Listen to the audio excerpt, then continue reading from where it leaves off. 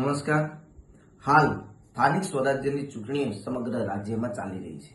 ત્યારે ગીર સોમનાથના કોડીનાર તાલુકાના વેલણ જિલ્લા પંચાયત સીટ ઉપર રાજ્યના શિક્ષણ મંત્રી ડોક્ટર પ્રદ્યુમન વાજા દ્વારા તમામ હદો વટાવી દીધી છે.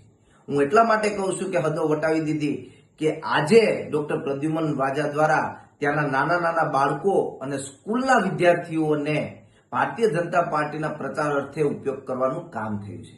ત્યારે આજે હું રાજ્યના ચૂંટણી કમિશનને પણ કહેવા માંગીએ છીએ કે આ સરેઆમ ચૂંટણી પંચની ગાઈડલાઈનનું ઉલ્લંઘન આ ભારતીય જનતા પાર્ટીના મંત્રી દ્વારા કરવામાં આવી રહ્યું છે, તો તેના ઉપર કડકમાં કડક પગલાઓ લેવા જોઈએ.